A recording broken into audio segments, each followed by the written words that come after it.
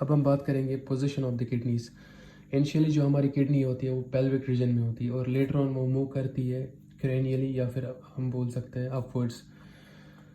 जब भी ये पेल्विक रीजन में होती है तो उस टाइम इसको pelvic branch of aorta supply करती है, और जब ये असेंड करती है अपवर्ड्स तो उस time upper level branch of the aorta इसको सप्लाई कर देता है। और जैसे ही ये अपवर्ड्स मूव करता है तो पेल्विक ब्रांच ऑफ एरोटा ये डिजेनरेट हो जाते हैं। और हमारी किडनी अपवर्ड मूव क्यों करती है? क्योंकि हमारी बॉडी की जो ग्रोथ है वो लंबर एंड सैक्रल रीजन में होती है। नेक्स्ट पार्ट की ओर हम बढ़ते हैं तो फंक्शन ऑफ किडनीज यहाँ पे दिया है। हमारी किडनी जो है 12th वीक में फंक्शनल हो जाती है। इसका एक ही फंक्शन होता है उस time, that's the urine production. इसका कोई एक्सक्रीटरी फंक्शन नहीं होता है उस टाइम, इसीलिए हम बोलते कि बेबीज़ में जो है एक्सक्रीटरी फंक्शन एब्सेंट होते हैं। फिर लैंगमैन में दिया है development of bladder and urethra. 4th से लेके 7th वीक तक इसकी डेवलपमेंट स्टार्ट होती है। हमें पता है जो मीजोनेफ्रिक डक्ट है ये कनेक्ट होता है क्लोइका के साथ, और जो ये क्लोइका है ये डेवलप होता है, मतलब ये फिर anterior part and the posterior part में डेवलप होता है।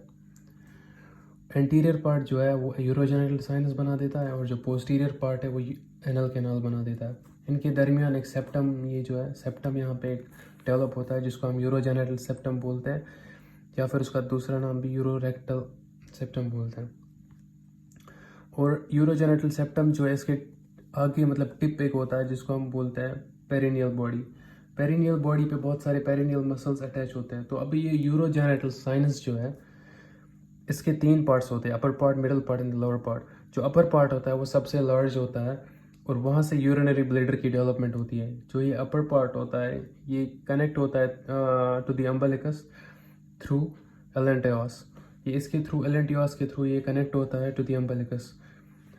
और यहाँ पे जो अपर पोर्शन है ना, ये हमने बात की कि ये कनेक्ट होता है एलेंटियोस के थ्रू अम्बिलिकस के साथ। बट कुछ टाइम के बाद जो इस एलेंटियोस की कैविटी होती है ना, या फिर ल्यूमन हम बोल सकते हैं, वो ओब्लिटरेट हो जाती है, ख़त्म हो जाती है, और वहाँ पे बस एक लिगामेंट रह जाता है जिसको हम पहले यूरेकस बोलते हैं, और वो फिर यूरेकस कन्वर्ट हो जाता है into the medial umbilical ligament जब एडल्ट्स की अगर बात करें।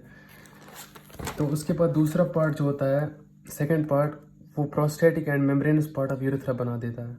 और तीसरा पार्ट जो है फेलिक पार्ट होता है जो कि सम कुछ मतलब रिप्रोडक्टिव और स्ट्रक्चर्स बना देता है फिर। तो अगर हम बात करें अब जो मीजोनेफ्रिक डक्ट होता है ये यूरिनरी ब्लैडर में एंटर कर देता है। पहले पहले हमें क्या लगता है कि जो यूरेटर है ये मतलब यूरेथ्रा ये मीजोनेफ्रिक डक्ट से आता है और एंटर कर देता है इनटू द यूरेटर। अब हम बात करें जो ये मीजोनेफ्रिक डक्ट्स होते हैं ये एंटर करते हैं कोलाइका को, और वहाँ पे यूरेटर होता है जो कि आउटग्रोथ ऑफ मीजोनेफ्रिक डक्ट होता है। बट कुछ टाइम के बाद ये जो होता है ना, ये यूरेटर जो होता है ये सेपरेटली इसमें एंटर कर देता है। यहाँ पे सेपरेटली एंटर नहीं करता, यहाँ पे देखो सेपरेटली एंटर कर देता है। अभी हम बुक पे भी देखेंगे तभी जाके थोड़ा सा क्लियर हो जाएगा ये। और फिर जब किडनीज अपवर्ड्स मूव करते हैं, क्रेनियली मूव करते हैं, यूरेटर्स जो है ना, ये जो यूरेटर ये भी अपवर्ड ही मूव करते हैं। इसकी वजह से जो ये था मीजोनेफ्रिक डक्ट ये नीचे की ओर आता है और ये फिर यूरेथ्रा में एंटर हो जाता है। अभी हम बुक से भी ये डायग्राम पे देखेंगे तो ज़्यादा कुछ बेहतर क्लियर होगा।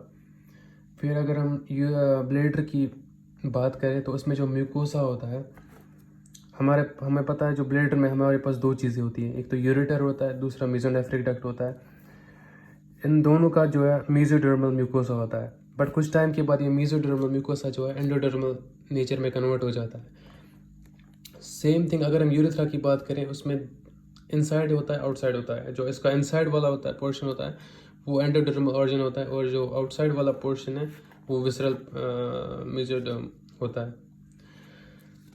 फिर जो हमें पता है कि यूरेथ्रा का जो 2 पार्ट्स होते हैं, prostatic part and the membranes part. और ये दोनों पार्ट जो है ना, ये म्यूकोसा मतलब इनका जो म्यूकोसा है वो फोल्ड्स बना देता है, फोल्ड्स या हम बोल सकते हैं आउटग्रोथ्स बना देता है, जिसको हम प्रोस्टेट ग्लैंड बोलते हैं मेल्स में, और फीमेल्स में यही बनाता है प्रो यूरेथ्रल ग्लैंड्स। सो इसके साथ नियरली सारे पॉइंट्स क्लियर हो गए। अगर मतलब फिर भी आपको लग रहा है तो आप रीड दे सकते हैं बुक से। और अगर हम बात करें यहाँ पे देखें हम जो मीजोनेफ्रिक डक्ट यहाँ जाता है, ब्लैडर में एंटर करता है और यहाँ से यूरेटरिक पार्ट होता है। तो अभी तो लग रहा है यहाँ से मीजोनेफ्रिक डक्ट से आ रहा है, बट कुछ टाइम के बाद जो है मीजोनेफ्रिक डक्ट यहाँ से जाता है तो यूरेटर अलग सेपरेटली लगता है कि सेपरेटली एंटर हुआ इसमें। फिर एज ए रिज़ल्ट जो है ब्लेड ऊपर की ओर मूव करता है, तो इस वजह से जो है मीजोनेफ्रिक डक्ट नीचे की ओर आता है, फिर यूरेथ्रा में एंटर कर देता है यहाँ से। सो ये था, यहाँ तक हमने पढ़ लिया। अब हम नेक्स्ट वीडियो में जेनेटल सिस्टम पढ़ेंगे, ये सब चीज़ें कंप्लीट करेंगे।